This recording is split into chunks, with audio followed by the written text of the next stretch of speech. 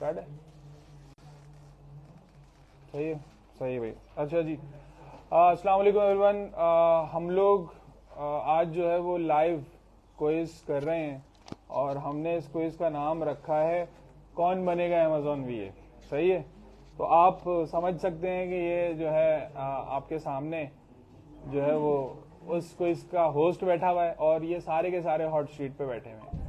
तो मैं ज़रा हमारे कैमरामैन से बोलूँगा कि कैमरामैन ज़रा हमारे कंसिस्टेंट का जो कंटेस्टेंट हैं इनकी शक्लें दिखा दें पहले।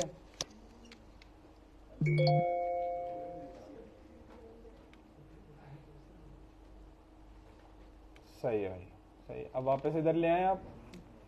मैं कॉन्टेक्स्ट बता दूं इस क्विज का। इस क्विज का कॉन्टेक्स्ट ये है कि ये हमारे एफबीए मास्टरी के स्टूडेंट्स हैं और ऑलमोस्ट हमारा जो प्राइवेट लेवल है वो कंप्लीट हो चुका है। तो अब हमने आज तक जितनी स्लाइड्स हमने पढ़ी समझी, मैं उसमें से इनसे सवाल करूंगा और जो जो चीज़ें इनको असाइनमेंट्स दिए गए उनमें से सवाल करूंगा।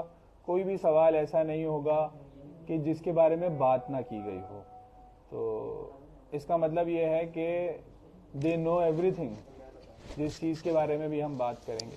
तो हम रैंडमली लोगों से जो है वो सवाल करेंगे और आप सबके सामने जो है वो उनकी जो कारकर्दगी है वो सामने आएगी। And those who are looking for VS, तो उनको शायद कोई स्मार्ट वीए यहाँ से मिल जाए और इसका जो है वो उलट भी हो सकता है।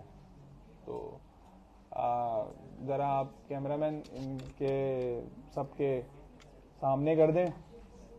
तो स्टार्ट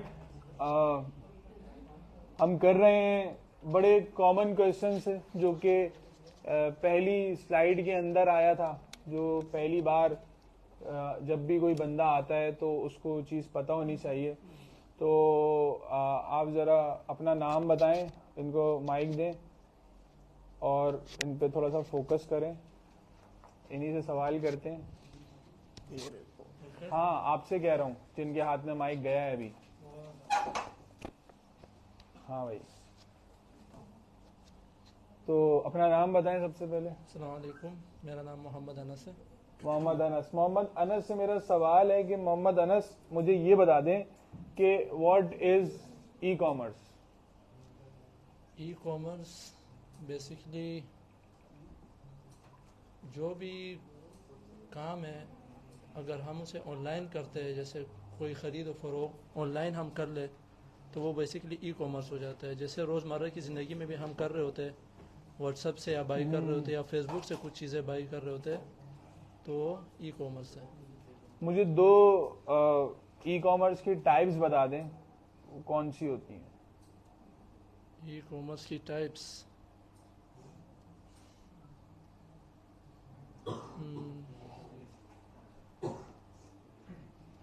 एक तो B2B सही है। और दूसरी B2C।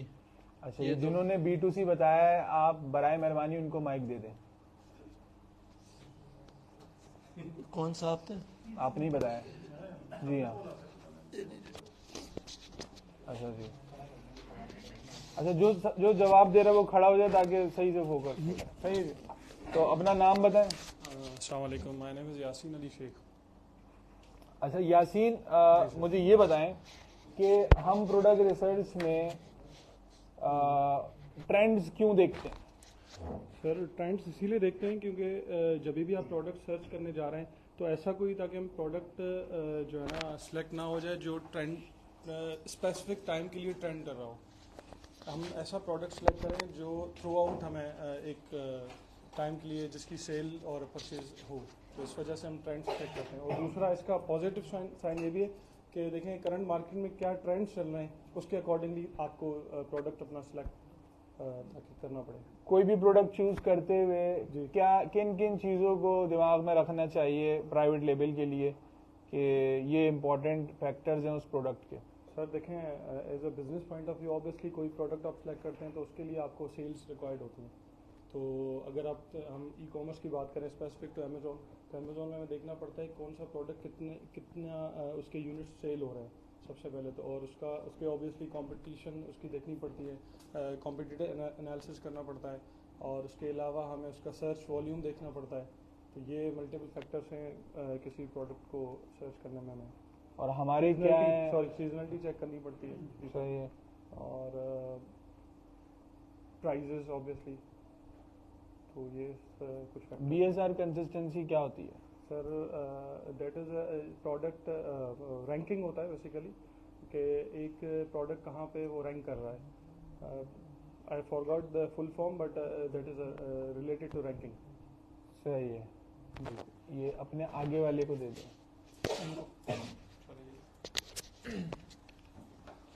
अच्छा, माइक को ना सही से पकड़े, दूसरी साइड है, हाँ ये, ताकि आवाज़ सही से आए। अस्सलाम वालेकुम। हाँ, नाम बताओ अपना। मेरा नाम जैन है। जैन, ये बताओ कि कंपीटिंग प्रोडक्ट्स क्यों देखे जाते हैं? क्योंकि क्या हमें फ़ायदा है कंपीटिंग प्रोडक्ट्स देखने वो का? इसलिए देखी जाती हैं क्योंकि हमारे अलावा भी और भी बहुत सारी प्रोडक्ट compete कर रही होती हैं, तो उन्हें compete करने के लिए बाकी प्रोडक्ट्स देखी जाती हैं।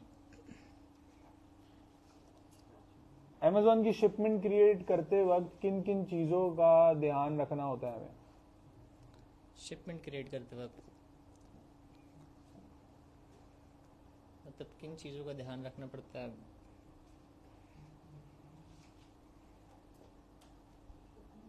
जैसे कि मतलब कि शिपमेंट क्रिएट करते वक्त वो हम उनसे एड्रेस लेते हैं हाँ, एड्रेस लेते हैं, और उसके बाद और बाकी चीज़ें हम उन्हें ये बताते हैं कि हमारी इन्वेंट्री के स्टेट को कितनी जाएगी, और अमेज़ॉन के एड्रेस के ऊपर शिपमेंट क्रिएट करते वक्त हम उनको ये बताते हैं कि हमारी इन्वेंट्री कितनी है और कितनी जाएगी, और कौन कौन से लेबल्स ऊपर लगते हैं, वो सब कुछ। लेबल्स का नाम क्या है? स्पेसिफिक नाम है लेबल्स का? यूपीसी कोड लगता है और बार कोड, सॉरी, कौन से बार कोड्स? जो हम खुद लगाते हैं परचेज करके। कहाँ से डिफरेंट परचेज? वेबसाइट्स हैं, जैसे बार कोड मानिया हो गया, और भी बहुत सारी डिफरेंट और वेबसाइट्स। हमने किस बारे में बताया कि कौन सी वेबसाइट से बाय करना होता है?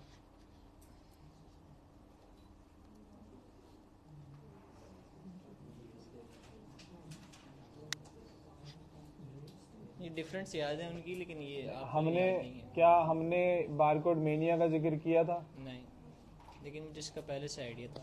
तो हमने जिसका जिक्र किया, जो स्लाइड में ही मौजूद थी, मैं उसका नाम पूछ रहा हूँ।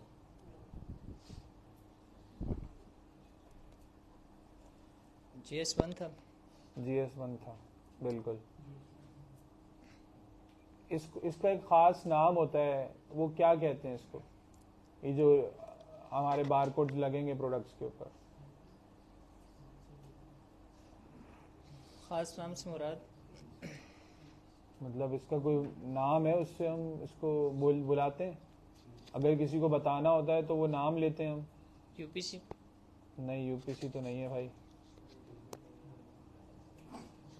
बारकोड का खास नाम होता है। हाँ, ये नंबर तो नहीं? नहीं है, बिल्कुल नहीं है भाई ये नंबर। और ये सारी चीज़ें हमने डिटेल में समझी हैं, बिल्कुल। जनरेट भी किए, उसके बावजूद जो है वो ये चीज़ें जो हैं आपको नहीं पता। सही है, चलो मुझे प्रोडक्ट सोर्सिंग का फ्लो बता दो कि प्रोडक्ट सोर्सिंग में हम क्या क्या चीज़ें देख रहे होते हैं, या सप्लायर का क्राइटेरिया क्या है सिलेक्ट सप्लायर करने का का? क्राइटेरिया ये है कि हम जब सोर्सिंग करते हैं तो उसके अंदर कुछ फिल्टर्स लगाते हैं, जैसे कि सप्लायर की वो हो गई, रजिस्टर्ड सप्लायर हो गया, वेरीफाइड, और इसके अलावा मनी बैक गारंटी होता है मेरे ख्याल से। और मेरे ख्याल की तो यहाँ पे बात ही नहीं हो रही ना, यहाँ तो बात ही हो रही है कि हमने सीखा क्या, हमारी स्लाइड्स में क्या मौजूद था। ख्याल तो यहाँ चाहिए ही नहीं। वेरीफाइड सप्लायर होता है, और इसके अलावा देखते हैं कि वो कितने टाइम से मतलब कि वहाँ पर सेल कर रहा है सप्लायर। 5 ईयर्स प्लस उनकी वहाँ पर अवेलेबिलिटी होनी चाहिए। और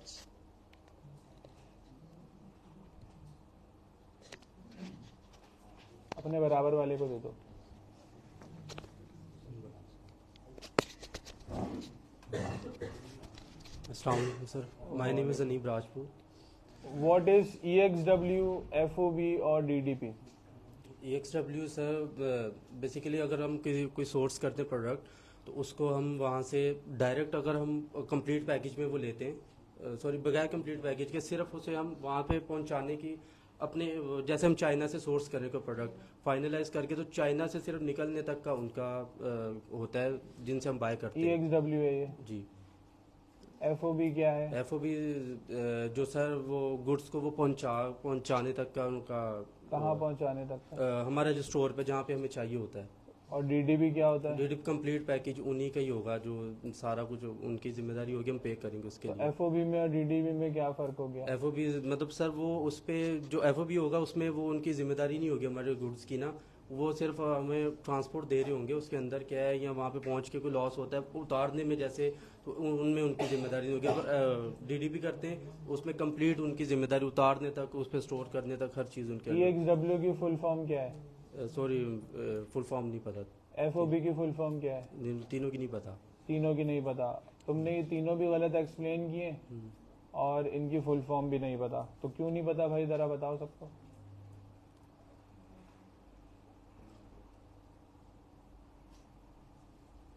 ये सारी चीजें थी, हमने बिल्कुल पढ़ी सर, थी, पढ़ी हुई थी, प्रैक्टिस सही है। भी की है जी। तो फिर क्यों नहीं पता? रीजन क्या है? थोड़ा सा टाइम का, थोड़ा टाइम टाइम का? कितने हफ्ते हो गए सीखते हुए?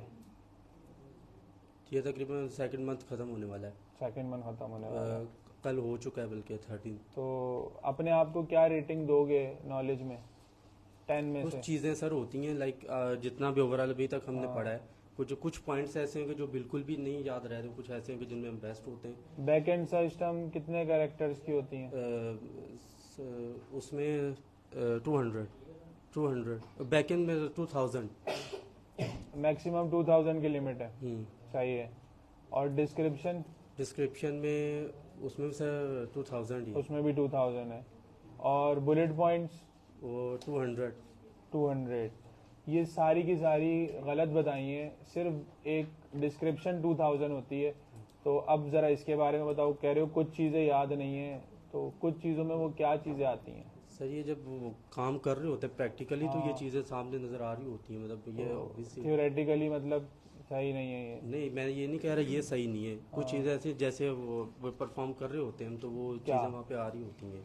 फॉर एग्जाम्पल लाइक जैसे आप पूछ रहे हैं करेक्टर्स का कितने अगर ये नहीं भी याद तो सर उसमें जब वर्क करेंगे तो उसमें पता चल रहा होता है।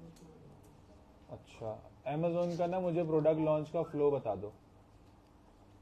लिस्टिंग का प्रोडक्ट लॉन्च का क्या फ्लो है, कैसे कैसे करते हैं? मतलब सर लिस्ट करने हंटिंग का भी बताऊंगा सिर्फ। तो पहले उनको हमने फाइंड करनी होती है प्रोडक्ट, उसको फिर वैलिडेट करना होता है, फिर उसके बारे में उसको सोर्स करना होता है, फिर उसके बाद लॉन्च करते हैं। अमेज़न लिस्टिंग करते हैं तो फिर अपनी इन्वेंट्री बेचते हैं वहाँ पर, तो फिर अगर ब्रांड है तो उसको रजिस्टर करवाना पड़ता है, उसके लिए ट्रेडमार्क रजिस्टर करवाना पड़ता है। अगर ये नहीं है तो फिर जेनरिक में हम इसको अब अपने आप को कितने नंबर, मतलब फॉर एग्जांपल अगर कोई तुम्हें हायर करता है तो क्या रेटिंग दोगे अपने आप को कि भाई तुम 10 on 10 भी हो? नहीं सर, मैं 10 on 10 तो नहीं दे सकता, 8 दे सकता हूँ क्योंकि मुझे पता है इनके अलावा मुझे बहुत चीज़ें क्लियर है, असाइनमेंट्स वगैरह भी मैंने किए हैं। बेसिक चीज़ें क्लियर नहीं है ना, बेसिक चीज़ें क्लियर नहीं है ना, तो मैं तो तुम्हें 3 दूंगा out of 10, सर क्योंकि ऑलमोस्ट सारे सवालों के जवाब गलत ही आए। ठीक, सही है भाई। ये दे दो कॉर्नर वाले को।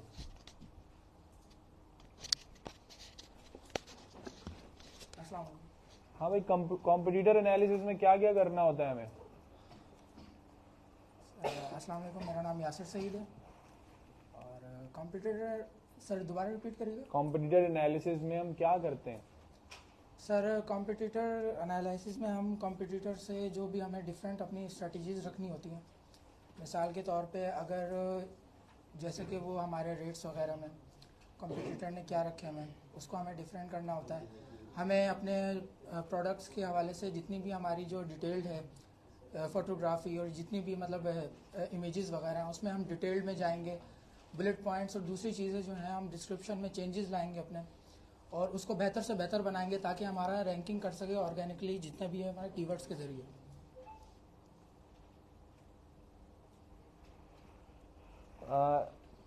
कॉम्पिटिटर के कीवर्ड्स किस तरह फाइंड आउट करेंगे कि वो कौन से कीवर्ड्स के ऊपर रैंक है? सर जैसा कि वो बहुत से ऐसे जो वर्डिंग यूज़ कर रहा होता है कीवर्ड्स के ज़रिए जिससे कोई बंदा जैसे गार्लिक प्रेस है जस्ट लाइक दैट और वो सर्च करने जा रहा है, लेकिन और उसने इस तरह के कीवर्ड्स भी यूज़ किए हुए होते हैं कि गार्लिक प्रेस के अलावा भी जैसे लेमन। पता कैसे चलेगा, फाइंड कैसे करेंगे कि कहाँ कहाँ रैंक है वो? सर रैंकिंग का जैसे स्पॉन्सर्ड उसने अगर किया हुआ है हाँ, और उसमें पीपीसी उसने जो स्पॉन्सर्ड प्रोडक्ट लिया हुआ है तो इस तरह से वो हमें पता चलेगा कि वो कहाँ कहाँ रैंक कर रहा है। जैसे कि अगर वो ब्रांड होता है तो ब्रांड तो शाइन करता है फर्स्ट पेज पे ही, सही है। और इसके अलावा अगर वो पीएल कर रहा है और वो कीवर्ड्स के जरिए कर रहा है तो ऑर्गेनिकली हमें उसको देखना है, फाइंड आउट करना है, देखनी कैसे है उसकी करेंगे? चीज़ें। तो वो करने का तरीका सर यही है कि हम उसके कीवर्ड्स पे ही रिसर्च करेंगे और स्पॉन्सर्ड अगर वो हुआ है तो किस किस तरह से अपनी स्ट्रेटेजीज को यूज कर रहा है। किसी और को पता है इसका आंसर? सबसे पीछे दे दे माइक, गलत जवाब दिया आपने। अस्सलाम वालेकुम, मेरा नाम अब्दुर्रहमान है। अगर हमें कॉम्पिटिटर का कीवर्ड चाहिए हो तो हम जो हमने कॉम्पिटिटर जो सिलेक्ट करा है उसका हम एसएन कॉपी करते हैं और फिर जो है सेरेब्रो में उसको पेस्ट कर देते हैं। तो फिर उसके जो है सारे हाई कीवर्ड जो आ जाते हैं हमारे, तो फिर उसको एक्सेल फाइल में डाउनलोड कर लेते हैं और फिर जो है प्रोसेस चलता रहता है। सही है। अच्छा, मुझे ये बताओ कि फ्लो क्या है प्रोडक्ट की लिस्टिंग करने के लिए, क्या क्या चीज़ें ज़रूरी हैं प्रोडक्ट की लिस्टिंग करने के लिए? टाइटल ज़रूरी है, इमेजेस ज़रूरी है, बुलेट पॉइंट ज़रूरी है और जो है इमेजेस हो गई, टाइटल, डिस्क्रिप्शन, बुलेट पॉइंट्स। ये ज़रा फोकस करो, क्लास में बैठ के फ़ोन यूज़ कर रहे होते हैं। सही है। और अभी इनसे सवाल करेंगे हम तो इनको पता नहीं होंगी चीज़ें।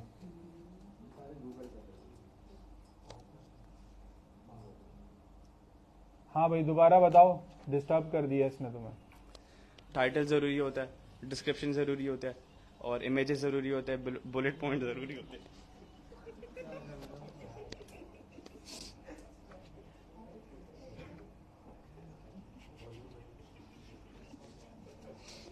सब लाइव जा रहा है, सब लाइव जा रहा है। हाँ, और title, images, description, bullet points और बैकएंड सर्च टर्म्स। सही है, बस अभी यही याद आ रहा है। सही है। अच्छा इनको दे दो। अस्सलाम वालेकुम सर, मेरा नाम फैसल गनी है सर। अच्छा, what is EAN and what is UPC? UPC तो यूनिक प्रोडक्ट कोड है जो कि आप unique product code, universal product code, universal product तो वो आपको जाहिर सी बात वो आपको बाय करना होता है GS1 से। सही है। और उनकी सर्टन वो उनकी पैकेजेस होते हैं कि 10 की है, 1 की अलग उनकी प्राइस होती है, 10 की अलग प्राइस है, 100 की अलग। सही है। और EAN क्या होता है? EN is a I think it is it's also related to this code, but exact उसकी एब्रीवेशन में मैं मिस कर रहा हूँ कि सही उसकी है। क्या वो एब्रीवेशन पढ़ी हमने उसकी? डेफिनेटली पढ़ी होगी, हाँ। लेकिन अभी मेरे जहन में उसकी सही है। abbreviation अच्छा 5665 एरर क्या ये है? एरर है कि जब आपका ब्रांड अगर सपोज उस पर रजिस्टर्ड नहीं है अमेजोन पे और आप उसकी आपका प्रोडक्ट उस पर रजिस्टर्ड नहीं है अमेजोन पे और आप उसकी लिस्टिंग में कोई चेंजेस करना चाह रहे हैं तो वो आपको एक एरर कोड देते हैं जिसको 5665 एरर कहा जाता है और उसकी रिजोल्यूशन के लिए है फिर आपको अपने प्रोडक्ट को रजिस्ट्रेशन करानी पड़ती है। तो फिर वो जब आप उसकी लिस्टिंग में कोई चेंजेस करना चाहें तो वो फिर कोड अच्छा, आपको ये चेंजेस में आ रहा होता है? सॉरी, जब आप लिस्टिंग कर रहे हैं, जब आप हाँ। लिस्टिंग कर रहे हैं अपनी प्रोडक्ट की, हाँ। जब आपका वहाँ पे वो रजिस्टर्ड नहीं है आपका ब्रांड तो वो आपको हाँ, तो इसको how to resolve this error? आपको अपना ब्रांड रजिस्टर्ड कराना होगा। इसके अलावा और कोई हल नहीं है? मोस्टली तो यही है कि आपको उसको रजिस्टर करना होगा या उसको फिर जेनेरिक में जाना होगा, आप उसमें जेनेरिक शो इसके अलावा और कोई हल नहीं है? ये दो अभी भी जहन में आ रहे हैं। और किसको पता है इसका हल?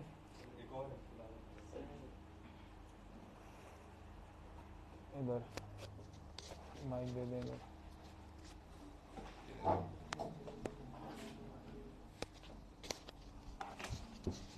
अस्सलाम वालेकुम, this is Iqbal Ahmad. Sir, इसका हल ये है कि हम अमेज़ॉन के साथ केस ओपन करते हैं और उसको हम अपने प्रोडक्ट की तस्वीरें दिखाते हैं अपने हाथ में पकड़ के, और वो हमारे नाम यानी कि ब्रांड जो है उसका नाम उस पर लिखा हुआ होता है, तो फिर अमेज़ॉन हमारे केस को सॉल्व करता है। सही है। अच्छा, ये बताओ कि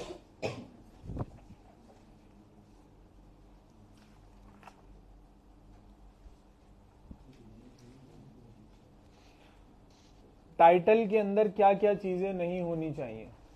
सर, टाइटल के अंदर एक तो हम इंच का जो वर्ड यूज़ करते हैं 2 इंच हो गया, तो वो सिंबल यूज़ नहीं करने, वो सिंबल यूज़ करने 2 इंच, बाकायदा TWO वाला 2 नहीं लिखना। इसके अलावा कोई लालिश नहीं देनी, जिस तरह फ्री या फिर ऑफर वगैरह इस टाइप की लालिश वगैरह नहीं देनी। और जो भी ये निशान वगैरह होते हैं इंच के या फीट के, तो वो फीट आगे इंच और फीट लिखना है बाकायदा। इसके जो सिंबल्स वगैरह हैं वो यूज़ नहीं करने हैं हमें। सही। और कुछ? और सर, ब्रांड का नाम अगर ब्रांड से रजिस्टर्ड तो पहले ब्रांड का नाम आएगा। इसके अलावा हर जो हमारा वर्ड है वो वर्ड कैपिटल होगा, उसका पहला वर्ड कैपिटल होगा। पहला वर्ड कैपिटल होगा। कितने कैरेक्टर्स होते हैं टाइटल में? सर, 200 कैरेक्टर होते हैं, लेकिन रिकमेंडेड 160 या 170 होते हैं। सही है।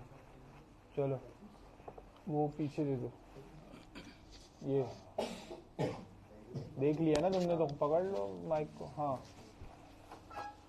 अस्सलाम वालेकुम, मेरा नाम फैसल है। सही है भाई, फुल बातें चल रही हैं क्लास में।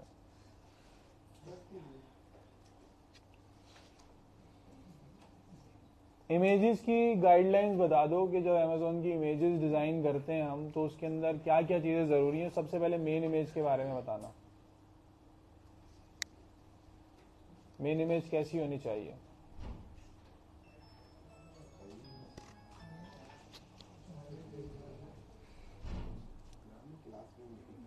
सर, इसका वाइड बैकग्राउंड होना चाहिए और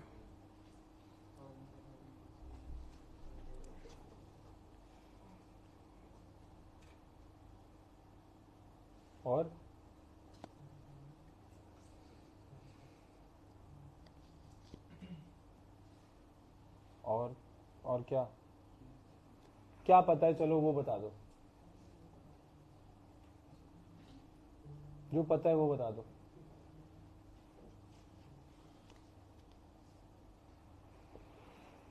बोलो, जो पता है वो बता दो। नाम क्या है? चलो अपना ये बता दो। फैसल।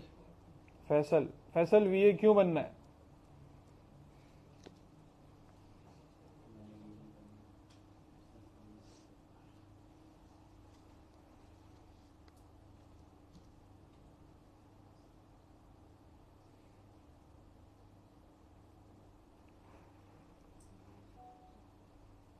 क्यों बनना है VA? ऐसे ही? अभी तक क्या सीखा है? कुछ भी नहीं सीखा है? तो क्या सीखा है बताओ, सबको बताओ, जनता जानना चाहती है।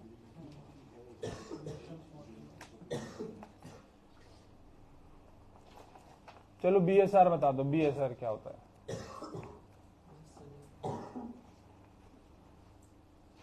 BSR क्या होता है? Sir, best celebrate. क्या क्या होता है? बेस्ट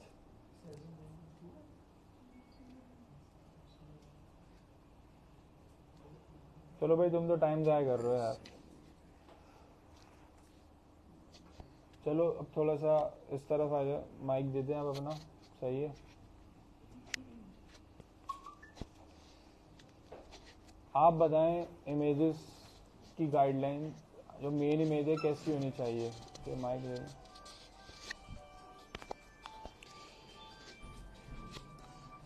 लिस्टिंग में जो इमेज होती है, मेन इमेज की बात कर रहे हाँ, लिस्टिंग की मेन इमेज। हैं सर 85% एरिया कवर्ड होना चाहिए और वाइट बैकग्राउंड होना चाहिए और इसके अलावा जेपीईजी होनी चाहिए या जीआईएफ होनी चाहिए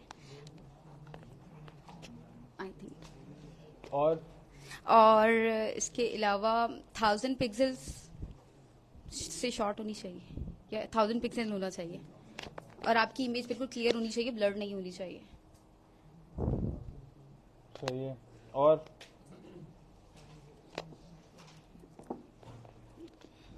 कौन समझ रहा है इन्होंने सही बताया है, और अगर किसी को लगता है गलत बताया तो वो सही बता सकता है तो बता दे।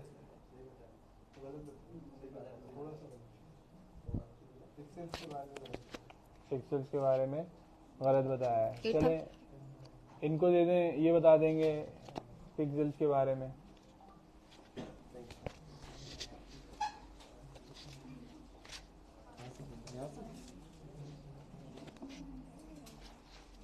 अस्सलामुअलैकुम, मेरा नाम फराज है सर। इसकी जो पिक्सल्स हैं वो इसकी लेंथ में जो 100,000 पिक्सल्स और इसकी जो है कट में जो है 500 पिक्सल्स होने चाहिए और 10,000 से ज़्यादा पिक्सल्स नहीं होनी चाहिए।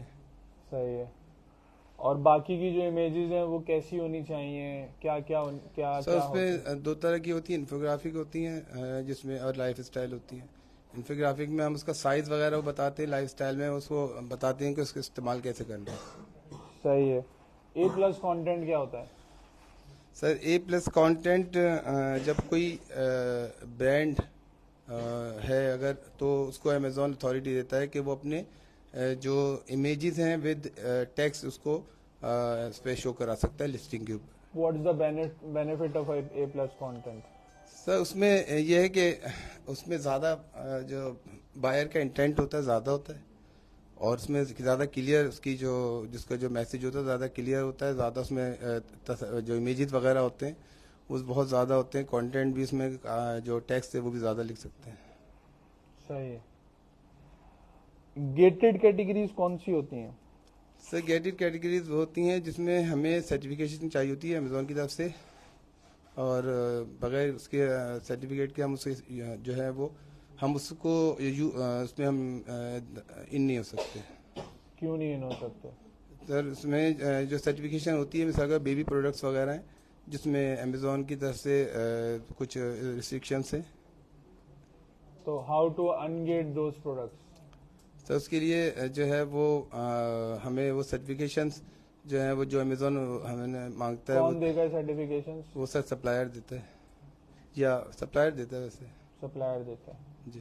सही है। चले इनको दें ज़रा।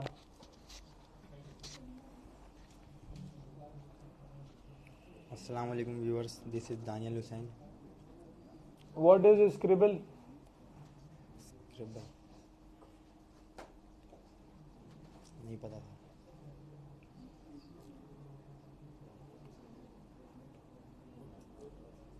हैजमेट प्रोडक्ट्स कौन से होते हैं? स्क्रिबल सर लिस्टिंग बनाने के लिए यूज़ होता है। बेसिकली एआई टूल है वो जो जिससे ऑटोमेटिक लिस्टिंग बन जाती है। स्क्रिबल से स्क्रिबल ऑटोमेटिक लिस्टिंग बन जाती है। बनाई है तुमने? नहीं सर। तो फिर कैसे पता? सर आपने बताया था। मैंने तो नहीं बताया ऐसा, मैंने तो नहीं बताया भाई स्क्रिबल से एआई लिस्टिंग बनती है। मैं तो डिनाई कर रहा हूँ पब्लिक के सामने कि मैंने ऐसा कुछ नहीं बताया भाई। तो ये तुमने खुद से बोला है तो तुम इसके खुद जिम्मेदार हो बोलने के भाई। अच्छा, चाइल्ड अकाउंट का एक्सेस किस तरह लेते हैं? और चाइल्ड अकाउंट का एक्सेस अपना सेलर सेंटर पे जाके उसमें ऑप्शन होता है चाइल्ड अकाउंट एक्सेस का। उसमें कहाँ पे होता है ऑप्शन? वो ऑप्शन नहीं पता, नाम नहीं पता ऑप्शन का। अच्छा, सेलर सेंट्रल पे अगर हमें केस ओपन करना है तो ये कहाँ से जाके केस ओपन करेंगे?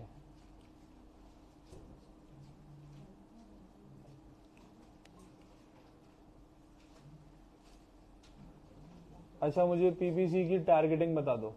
सर दो टाइप की टारगेटिंग होती हैं, एक मैनुअल टारगेटिंग होती है और एक ऑटोमेटिक टारगेटिंग होती है। ऑटोमेटिक टारगेटिंग और मैनुअल टारगेटिंग में डिफरेंस क्या है? सर जो ऑटोमेटिक टारगेटिंग होती है उसमें पूरा जो है जो कंट्रोल होता है वो अमेज़ॉन खुद टारगेट करता है प्रोडक्ट के ज़रिए अपना कीवर्ड्स के ज़रिए, और जो मैनुअल टारगेटिंग होती है उसमें हम खुद डिसाइड करते हैं कि हमें किस कीवर्ड पे रैंक करवाना है अपना प्रोडक्ट, और किन प्रोडक्ट से रिलेटेड है हमारा प्रोडक्ट, उनके ज़रिए रैंक करवाते हैं अपने प्रोडक्ट को। फिर क्या होता है? फिर हमारा प्रोडक्ट उस हिसाब से रैंक होता है जिस हिसाब से हम चाहते हैं। पीपीसी क्यों ज़रूरी है? सर पीपीसी इसलिए ज़रूरी है क्योंकि विदाउट पीपीसी हम नहीं काम कर सकते अमेज़ॉन पे, क्योंकि हम अमेज़ॉन पे जो है ना बीएसआर ज़रूरी होता है बनाना। जब तक आप बीएसआर अच्छा नहीं होगा तो ज़्यादा सेल्स नहीं आएंगे। ऐसा कहाँ लिखा है? बीएसआर की फुल फॉर्म क्या है? Best sellers rank, best seller rank. Best seller rank किसको मिलता है ये? जिसकी सबसे ज़्यादा सेल, जिसकी ज़्यादा सेल हो, जितनी अच्छी सेल होगी उतना अच्छा बीएसआर होगा। अच्छा बीएसआर किसको कंसीडर करते हैं? अच्छा बीएसआर सेल्स को कंसीडर करते हैं। सेल्स को कंसीडर करते हैं। कितना होना चाहिए अच्छी सेल्स पे बीएसआर? सर जैसे 1 भी हो सकता है, 2 भी हो सकता है, 3 भी हो सकता है, वो डिपेंड करता है आपकी सेल पे कि अगर आप लगातार अच्छी है सेल हो रही है आपकी तो वो बीएसआर आपका उतना अच्छा होता रहेगा। आप बीच में आपका जैसे कि स्टॉक खत्म हो गया तो वो बीएसआर नीचे की तरफ जाने लग जाएगा। सही। चलो इधर दें। What is PPC? PPC means that pay per click. क्या होता है? पे पर क्लिक ये होता है कि जब हम कोई भी अपना एडवर्टाइज चलाने जाते हैं तो हम पीपीसी बनाते हैं और उसमें जो है हम मतलब टारगेट प्रोडक्ट को सिलेक्ट करते हैं। देन हम उसकी पीपीसी बनाने के बाद उसकी हम बिड जो है ना वो डिसाइड करते हैं कि हमने मतलब कितने उसके ऊपर लगा रखनी है कि उससे हमें क्या बेनिफिट मिल रहा है। तो हम अपने मतलब फर्स्ट पेज पे रैंक करने के लिए अपना प्रोडक्ट हम पीपीसी को रन करते हैं ताकि हम अपने जो मतलब प्रोडक्ट है ना वो कस्टमर तक हमारी रीच हो सके फर्स्ट पेज पर। तो उसके लिए हम पे पर क्लिक करते हैं, यानी कि एक क्लिक के ऊपर हम कितना पे कर रहे हैं उसके लिए हम बिड सेट करते हैं। तो मतलब बिड सेट करने के बाद भी हमारे पास जो है ना वो प्रोडक्ट होते हैं, जैसे स्पॉन्सर प्रोडक्ट हो गया, डिस्प्ले प्रोडक्ट हो गया, ब्रांड प्रोडक्ट हो गया। तो स्पॉन्सर प्रोडक्ट तो हर कोई कर सकता है, एवरीवन कैन डू, बट जो हमारे डिस्प्ले प्रोडक्ट है और ब्रांड प्रोडक्ट है उसमें हम वही लोग कर सकते हैं जिनके पास ब्रांड रजिस्ट्री हो। सही है। पीछे what is trademark registry? Trademark registry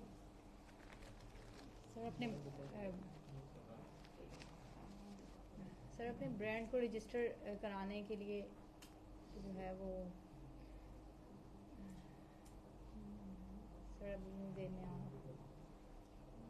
अच्छा एसईओ ऑप्टिमाइज कंटेंट किस तरह लिखेंगे?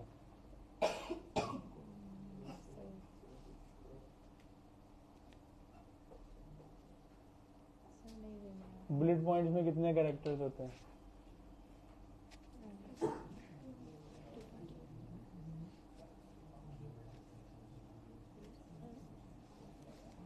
पीपीसी की 3 मैच टाइप्स बता दें।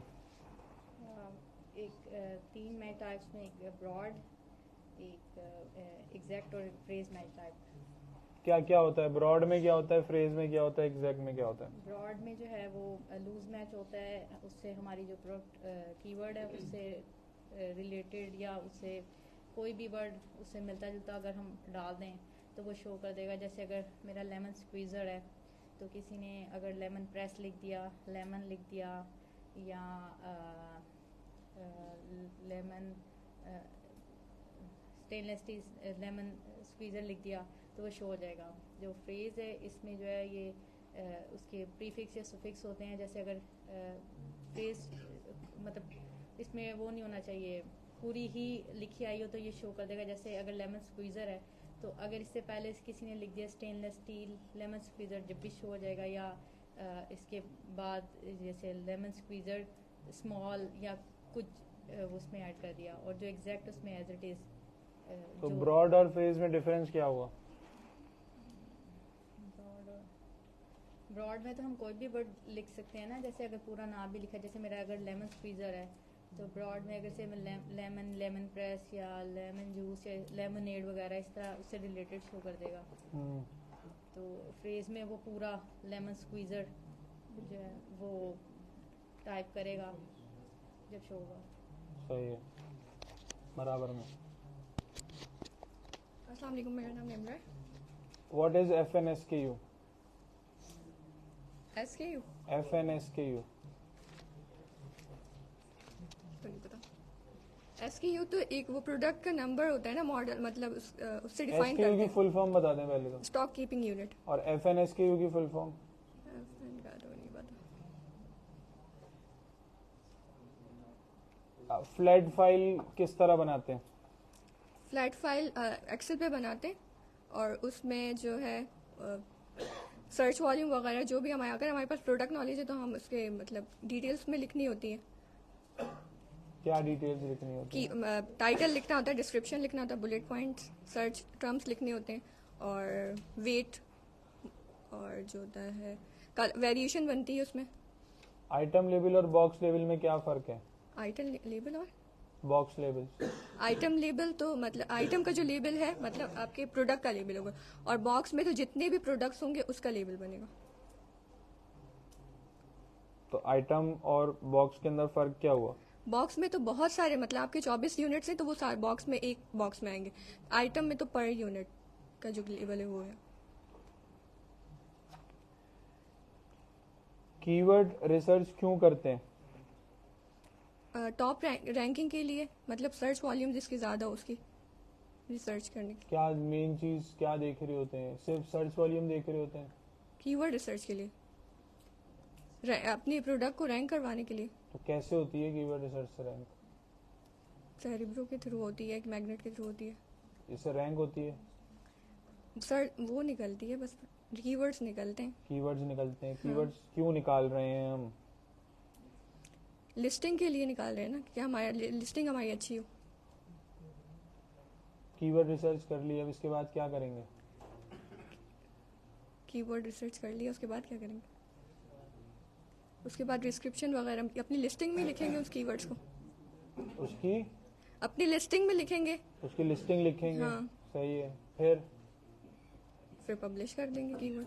फिर पब्लिश कर देंगे। सही है। IPX लेटर प्रोग्राम क्या है? IPS लेटर ये होता है आप मतलब ब्रांड रजिस्ट्री के लिए यूज होता है, UK USA, और इसमें कम टाइम में हो जाती है। कितने कम टाइम में हो जाती है? वीकली, मतलब 2 और 3 वीक में हो जाती है। तो इसकी क्या फीस है? ये तो नहीं पता। सही है, पीछे दे दें।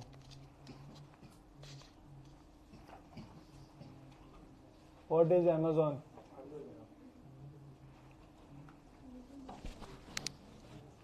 What is Amazon? Sir Amazon हमें प्लेटफॉर्म देता है बाइंग सेलिंग वगैरह बिजनेस के। और what is e-commerce? Sir e commerce के में सबको अलीबाबा और ये वगैरह सब कुछ आता है, बिजनेस वगैरह उसमें उसका डिजिटल है, इस वजह से डिजिटल मार्केटिंग उसमें सब। और what is commerce? Sir commerce trading वगैरह। ट्रेडिंग वगैरह क्या?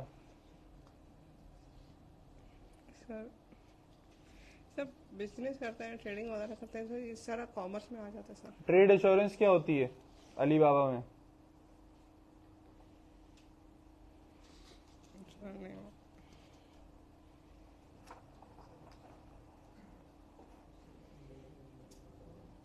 इंग्लिश के बाद US में कौन सी लैंग्वेज बोली जाती है? स्पेनिश में। ये किसने कहा?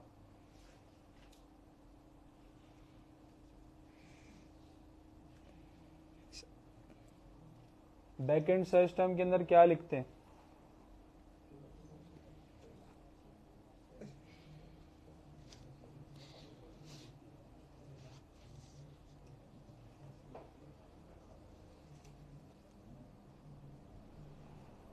बराबर में दे दे माइक।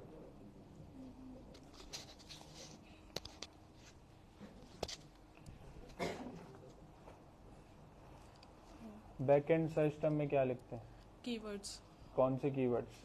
जो हमने कीवर्ड्स लिस्टिंग करते वक्त जो हम लोग कीवर्ड्स क्या कहते हैं सर्च करते हैं, तो वो कीवर्ड्स बैकएंड्स में लिखते हैं। जो बाकी जो बच जाते हैं जो स्पेनिश होते हैं या इस तरह से। फॉर एग्जांपल कौन कौन से कीवर्ड्स? फॉर एग्जांपल जैसे हम लोग जैसे हाई जो सर्च वॉल्यूम वाले होते हैं वो यूज़ कर लेते हैं लिस्टिंग वगैरह में। तो जो कम सर्च वॉल्यूम वाले होते हैं जैसे स्पेनिश जो कीवर्ड होता है जो हम मतलब लिस्टिंग में सामने नहीं कर सकते, तो उसको बैकएंड पे लिखते हैं। स्पॉन्सर्ड प्रोडक्ट में, स्पॉन्सर्ड ब्रांड में और स्पॉन्सर्ड डिस्प्ले के अंदर क्या फ़र्क है? स्पॉन्सर्ड प्रोडक्ट वो होता है जो मतलब ब्रांड रजिस्टर्ड नहीं भी होता तो वो कोई भी कर सकता है, और स्पॉन्सर ब्रांड में ये होता है जो ब्रांड अगर रजिस्टर होगा तो वही कर सकेगा, और डिस्प्ले में भी यही होता है। तो किस तरह के एड्स चल रहे होते हैं, क्या बेनिफिट है अगर दोनों ही ब्रांड रजिस्टर्ड कर सकते हैं? तो उसमें डिफरेंस क्या है दोनों में, स्पॉन्सर्ड ब्रांड में और स्पॉन्सर्ड प्रोडक्ट में? स्पॉन्सर ब्रांड में और प्रोडक्ट में स्पॉन्सर प्रोडक्ट में ये है कि क्या कहते हैं आपका जो प्रोडक्ट है वो पहले पेज पे शो करेगा, आप जितनी बिड्स लगाएंगे उस हिसाब से। और स्पॉन्सर प्रोडक्ट और स्पॉन्सर दूसरा आपने क्या पूछा था? Sponsor display. डिस्प्ले में ये होता है कि क्या कहते हैं मतलब वो कहीं पे भी शो हम कर सकते हैं उसका डिस्प्ले। हम जो एड जो चला रहे हैं वो मतलब दूसरे किसी और की लिस्टिंग में भी शो हो सकता है और कहीं पे भी मतलब शो कर सकते हैं हम, तो इसलिए। बैकएंड सिस्टम के कितने वर्ड्स होते हैं? बैकएंड में 200 नहीं 250 शायद। मुझसे पूछ रही हैं आप या बता रही हैं? मुझे अभी याद है, अभी याद नहीं आ रहा। अभी याद नहीं आ रहा, अच्छा। और A+ कंटेंट के अंदर कितने कैरेक्टर्स होते हैं? 250। 250 सही है। डिस्क्रिप्शन में कितने होते हैं? डिस्क्रिप्शन में 2000 पक्की बात है? 2000। और बुलेट पॉइंट्स में? बुलेट पॉइंट में 200। और टाइटल में? टाइटल में 200 कैरेक्टर्स। हर जगह 200 हो जाएंगे? लेकिन मैक्सिमम हम लोग 200 उसमें टाइटल में यूज कर सकते हैं, लेकिन 140 to 1। लेकिन हर जगह ही 200 आपने तो कह दिया। उसमें भी बुलेट पॉइंट में भी 200। मतलब अभी मुझे सही से याद नहीं आ रहा, लेकिन 200 तो फिर 250 कब याद आएगा? इसका कोई मखसूस वक्त होता है याद करने का इसको? जहाँ से हमें बारकोड्स बाय करने हैं उस वेबसाइट का नाम क्या है? GS1। GS1 के अलावा कहीं और से क्यों नहीं बाय कर रहे हम? GS1 का ये होता है कि हमारा अपने नाम पे होता है जो बारकोड होता है, और सब अपने मतलब हमारे नाम पे होता है, तो इसलिए हम लोग वहाँ से बाय करते हैं। और जो दूसरी है नेशन वाइड, वहाँ पे हमारे नाम पे नहीं होता क्या कहते हैं बारकोड, तो वो कभी भी मतलब चेंज हो सकता है, तो इस तरह से। CTR की फुल फॉर्म क्या है?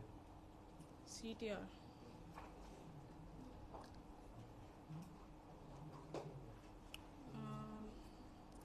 Click through rate. क्या होता है ये क्या होता है? एक सेकंड।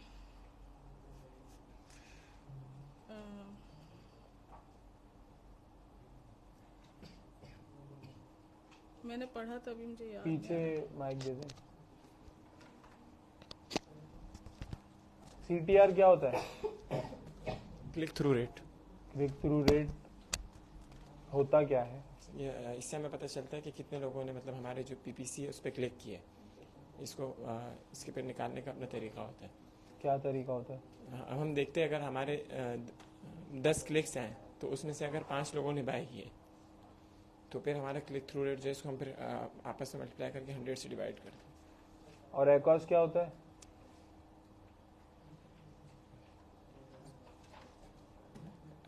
Advertisement cost. किसकी? PPC की। कैसे कैलकुलेट होती है ये नहीं पता। इसके बारे में हमने पढ़ा है कब? लास्ट क्लास में पढ़ा था। लास्ट क्लास कब हुई है? कल। आज भूल गए क्यों? ये रिवाइज नहीं किया था मैंने। रिवाइज नहीं किया था, सही है।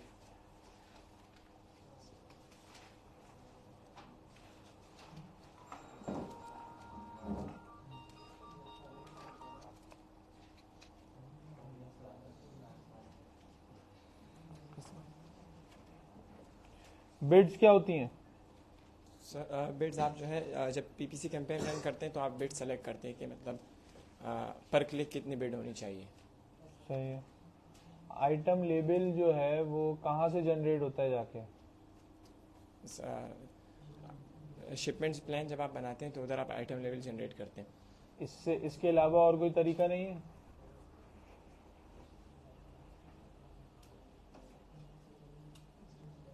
आप जो प्रोडक्ट आपकी लिस्ट होते हैं उस पर आप उनको आप सेलेक्ट करके उनसे भी कर सकते हैं जो आप उनके शिपमेंट प्लान बनाते हैं। सही। शिपमेंट प्लान बनाते क्यों हैं? ताकि जो है हमारा जो है पहले से कैलकुलेटेड हो कि हमारा प्रोडक्ट जो है किस टाइम आएगा और कब वेयर हाउस पे वो रीच करेगा। पहले से हम शिपमेंट प्लान बना के रखते हैं जब भी हम कोई प्रोडक्ट सोर्स करते हैं। सही है, बैठ जाओ, बराबर में दे दो।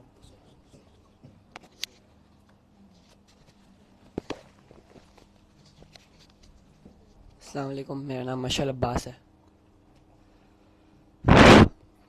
कोई भी प्रोडक्ट अनगेट कैसे होगा?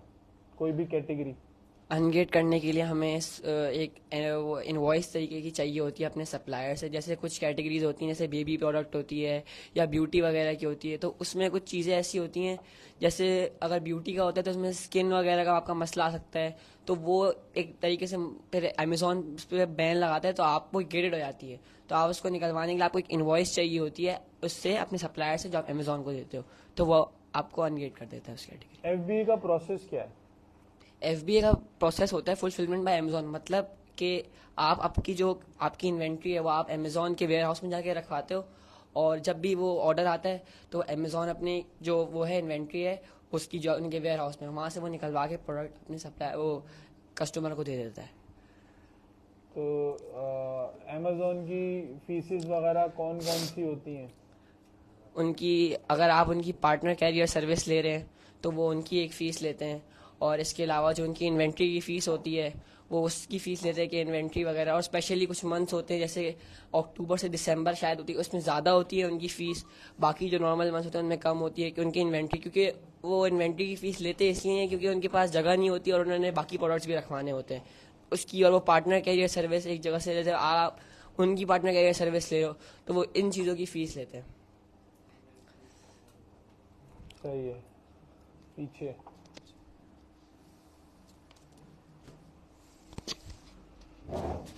What is Amazon referral fee? Amazon referral fee sir कुछ क्लासें मिस करने की वजह से आई थिंक ये मुझे नहीं मालूम। अच्छा, ये क्लासेस मिस करने। कौन सी वाली ली थी? कौन सी क्लासेस ली थी? कंसोलिडेशन सर्विस क्या होती है, चलो ये बता दो।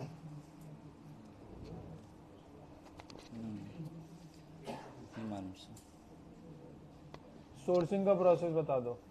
सर सोर्सिंग का जिसको मतलब प्रोडक्ट हम लोग अपने लिए जब निकालते हैं सोर्सिंग समझा नहीं पा रहा सर सही से मैं।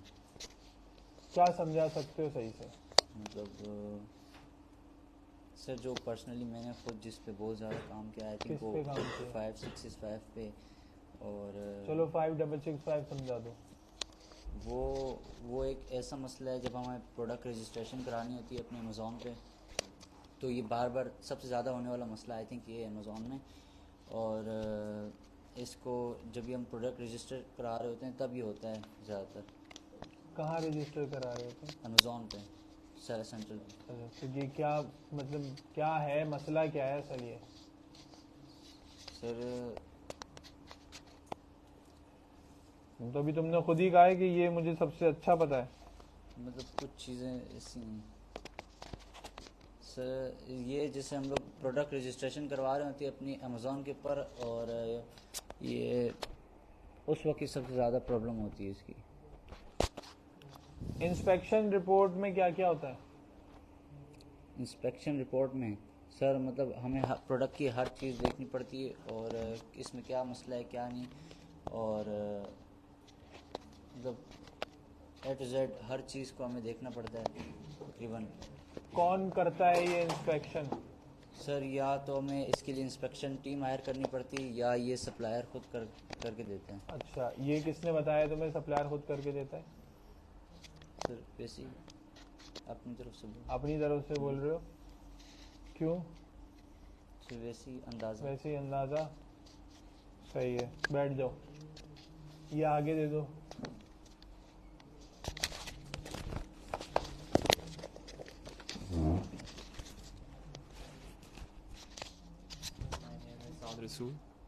हाँ, प्रॉफिट मार्जिन कैलकुलेट करते हुए किन किन चीज़ों को जो है वो हम देखते हैं? सर प्रॉफिट मार्जिन देखने से पहले आप पहले तो अपनी आप कॉस्टिंग देखेंगे क्या आ रही है, और फिर आप देखेंगे कि जो कंपेरेटर्स हैं उनकी क्या प्राइस है। फिर आप FBA रेवेन्यू कैलकुलेटर के ऊपर देखेंगे कि आपकी जो कॉस्ट ऑफ गुड्स सोल्ड है वो आपने बार्गेन करके जो मिनिमम जो सप्लायर से बार्गेन करके रेट होगा वो आप उसमें डालेंगे कॉस्ट ऑफ गुड्स सोल्ड में। उससे आपको अंदाज़ा हो जाएगा कि आपका क्या प्रॉफिट मार्जिन है। और यूजुअली प्रॉफिट मार्जिन का रेंज मिनिमम जो है वो 30 to 35% तो होना ही चाहिए। अलीबाबा ट्रेड एश्योरेंस क्या है? Sir Alibaba trade assurance basically एक एश्योरेंस होती है जो कि अलीबाबा आपको देता है, और आपको मेक श्योर करना चाहिए जब आप सप्लायर से बात करें तो आप अलीबाबा के ही टैब से बात करें, वो व्हाट्सएप पे बात ना करें। तो एश्योरेंस ये होती है कि लेट्स सपोज अगर कभी भी कोई आप सेटिस्फाइड नहीं अपने सप्लायर से, और आपने जो है वो अलीबाबा आपको एश्योरेंस ये देता है, आपसे पूछता है पेमेंट से पहले कि आर यू सेटिस्फाइड। अगर आप नहीं हैं तो वो आपकी जो पेमेंट होती है वो प्रोटेक्ट हुई भी होती है, वो वापस आपको रिटर्न कर देता है। ये किसने कहा है? सर ये एश्योरेंस आपको मिलती है ना अलीबाबा। ये कहाँ पड़ा है? ये पूरी जो डिटेल आपने बताई है ये कहीं लिखी हुई है? सर ये आपने बताया था कि टैब में आप ये बात मैंने करें। बताया था। नहीं, अलीबाबा के टैब में आप बात करें, आपको जो है वो नहीं, ये पेमेंट मिल जाती है, ये सारी चीजें। सर सिक्योरिटी होती है आपकी, एक ट्रेड एश्योरेंस बेसिकली सिक्योरिटी होती है जो अलीबाबा आपको देता तो है। हमारी पेमेंट अलीबाबा के पास चली जाती है? नहीं, अलीबाबा के पास नहीं जाती। फिर ये मैंने आपसे पूछा भी था सवाल क्लास, फिर किसके पास जाती है? आप सप्लायर के पास जाती है। सप्लायर के पास चली जाती है। फिर प्रोटेक्शन किस बात की है? ये एश्योरेंस होती है कि सर अगर आप सेटिस्फाइड नहीं है तो वो आपकी पेमेंट वापस। सेटिस्फाइड किस सेंस में नहीं है? अगर आपको जो प्रोडक्ट आप सप्लायर से ले रहे हैं वो आपको नहीं वो चीज़ मिलती है तो आप फिर वापस आपका रीइंबर्स हो जाता है अमाउंट। ये एश्योरेंस मिलती है आपको। अच्छा, EXW, FOB और DTP क्या है? सर EXW एक्स वर्क है, और FOB is freight on board, and DTP is delivery duty paid. Delivery duty paid basically sir होता है कि पूरा सप्लायर के पास जिम्मेदारी होती है कि वो प्रोडक्ट आपका पहुंचाता है अमेज़ॉन के वेयर हाउस तक, ये होती DTP। And freight on board ये होता है कि सप्लायर आपका शिप तक पहुंचाता है, उसकी जिम्मेदारी होती है फ्रेट ऑन बोर्ड में। और एक्स वर्क में होता है कि आप सप्लायर की जिम्मेदारी सिर्फ प्रोडक्शन तक की होती है, आपको खुद जो है वो फ्रेट फॉरवर्डर से बात करके उससे माल उठाना होता है। सही है, बैठ जाओ।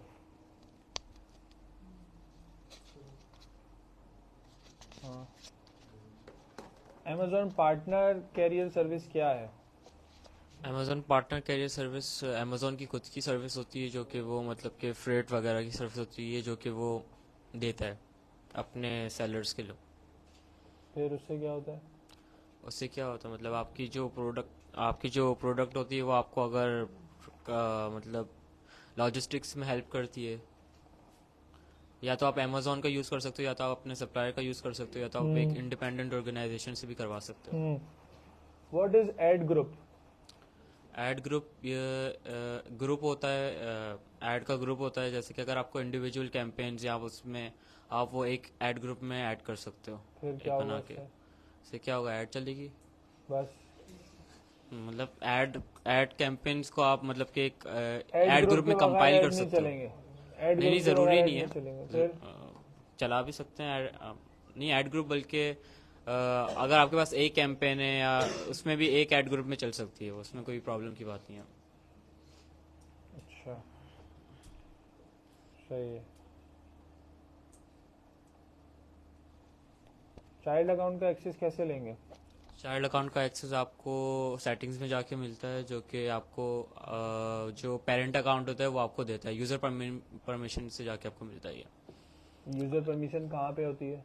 यूज़र परमिशन आपको टॉप लेफ्ट कॉर्नर में मिल जाएगी, जो कि आपके पास 3 डॉट्स वाला सेक्शन होता है। आप उसमें जाओगे तो आपके पास सारी ऑप्शंस आ जाएंगे वहाँ पे। यूज़र परमिशन वहाँ होती है? यस। अच्छा, अगर मुझे अमेज़ॉन से केस ओपन करना है तो कहाँ जाऊँगा? अगर आपको अमेज़ॉन के पास से केस ओपन करना है तो उसके बाद आपको सबसे पहले तो अमेज़ॉन सेलर सेंट्रल का एक्सेस चाहिए होता सही है। है। और वो आपको कस्टमर सर्विस, जो कि अमेज़ॉन की जो सर्विस होती है, वो आपको वहाँ से जाके मिल जाएगा, जहाँ से आप अमेज़ॉन से 1-to-1 बात कर सकते हो। कहाँ जाके करूँगा? Where is the option? Help पे जाके। हेल्प पे जाके? फिर वहाँ हेल्प पे जाके क्या करूँगा? हेल्प पे जाके आप उनको अपना फॉर्मली बात करोगे कि भाई मेरे साथ ये मसला है, और वहाँ से आप जाके अपना केस ओपन कर सकते हो। सिंपल। सही है। यस। ये अपने बराबर वाले को दे दो।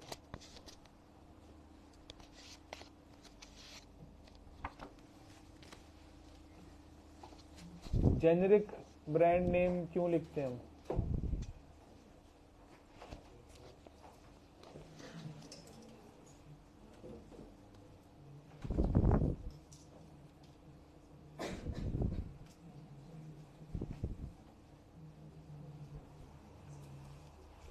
What is reason of origin? जब लिस्टिंग कर रहे होते हैं तो रीजन ऑफ ओरिजिन क्या होता है?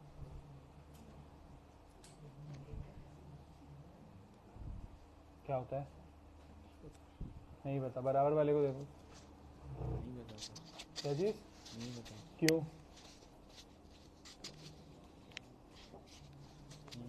बताया नहीं किसी ने? बताया। बताया। बताया? किसने बताया? आपने बताया। वाकई में? तो फिर भूल क्यों गए?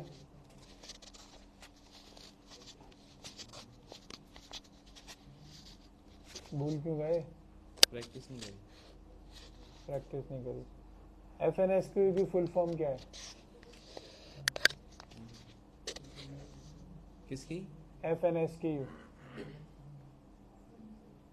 Fulfilment stock keeping unit. Fulfilment stock keeping unit. Are you sure FNSQ की यही है? Yes sir.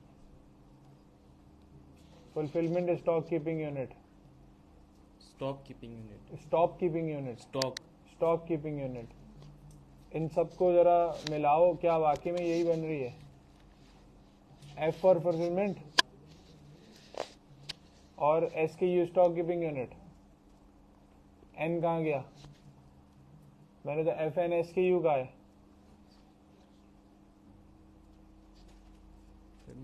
UPC की फुल फॉर्म क्या है?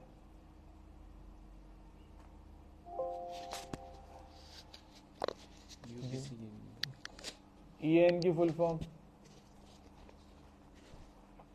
SN की फुल फॉर्म? FBA की फुल फॉर्म? FBA। हाँ,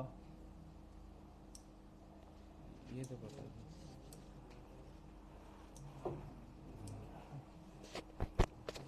फुलफिलमेंट। फुलफिलमेंट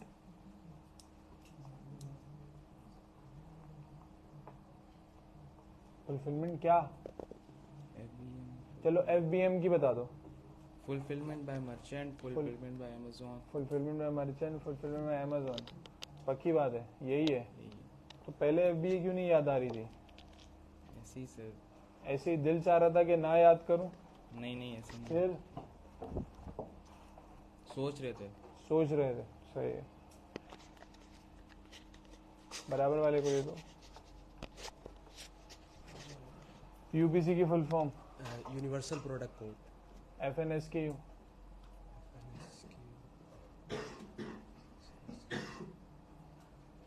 नहीं याद आ रहा सर।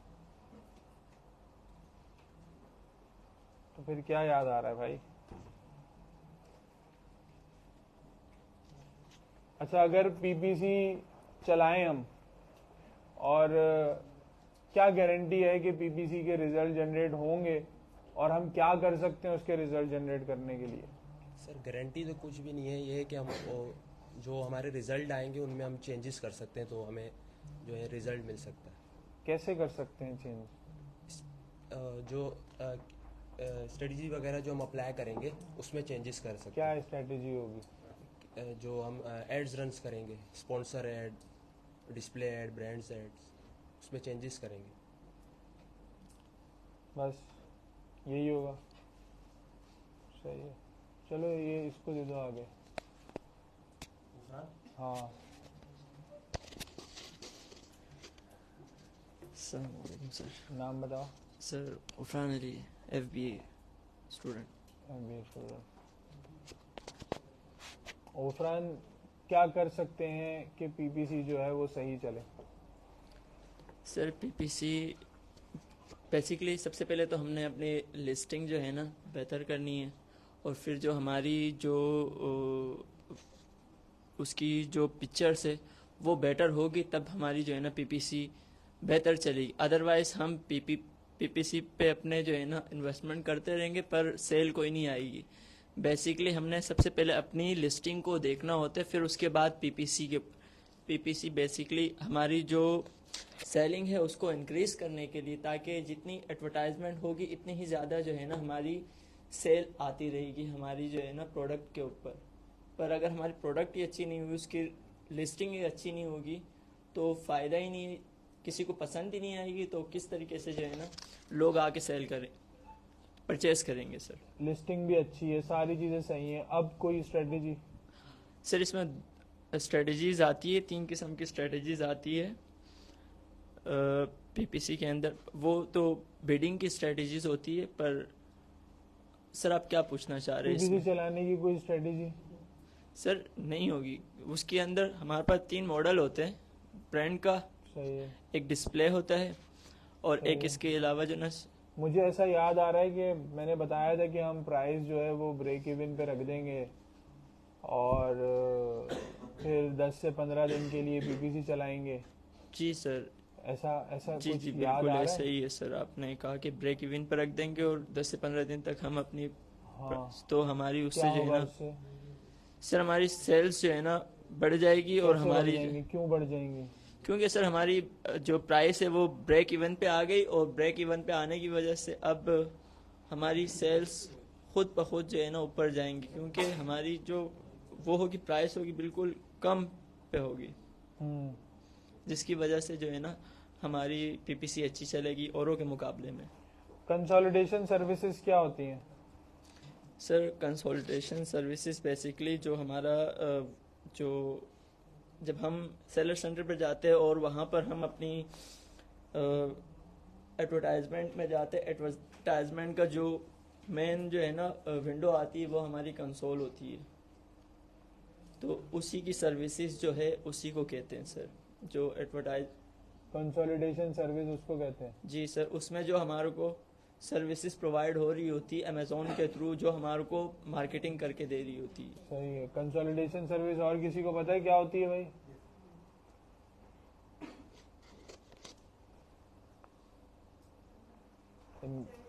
माइक दे।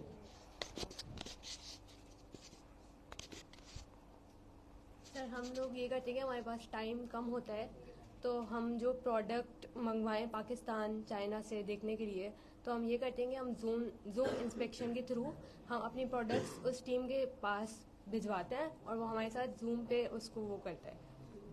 सही है। और कोई तरीका? सर जल्दी में तो हम यही कर सकते हैं, वरना हम प्रोडक्ट को अपने पास पाकिस्तान मंगवा के, तो इसमें तो बहुत टाइम लग जाएगा। सही है, सही है। चले।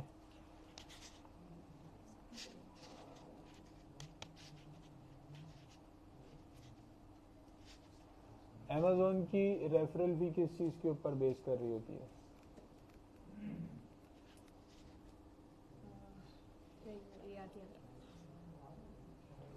एडवर्टाइजमेंट कॉस्ट किस चीज़ के ऊपर बेस कर रही होती है? सर वो तो हम बिड लगाते हैं ना। रिटर्न्स और रिफंड का कितना अमल दखल है अमेज़न में? सर जैसे कि रिटर्न में हमें पेमेंट का जैसे इशू होता है, रिफंड देना पड़ता है, तो हमें लॉस में जाते हैं हम लोग। इसका कितना अमल दखल है? सर अगर हमारी प्रोडक्ट सही नहीं होगी तो फिर रिफंड आते रहेंगे, तो हम उसमें लॉस में जाते रहेंगे। तो ये हमारे ऊपर डिपेंड करता है कि कितना अमल दखल है। अगर हमारी प्रोडक्ट अच्छी है तो रिफंड नहीं आएगा। ये कैसे पता चलेगा कि हमारी प्रोडक्ट अच्छी है?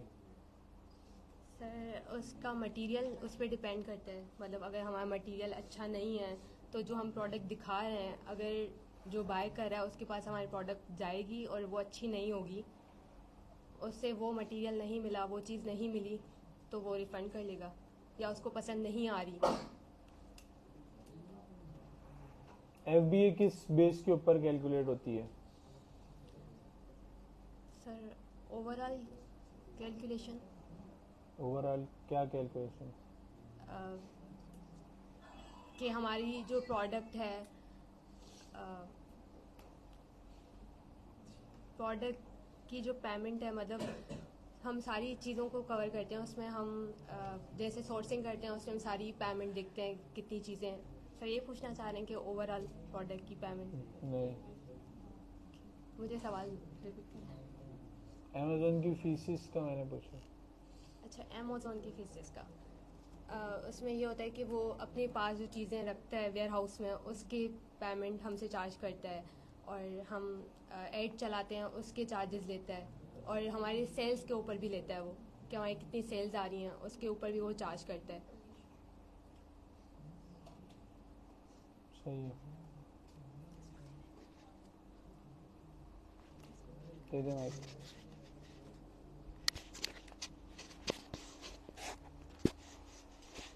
बंद कर दो।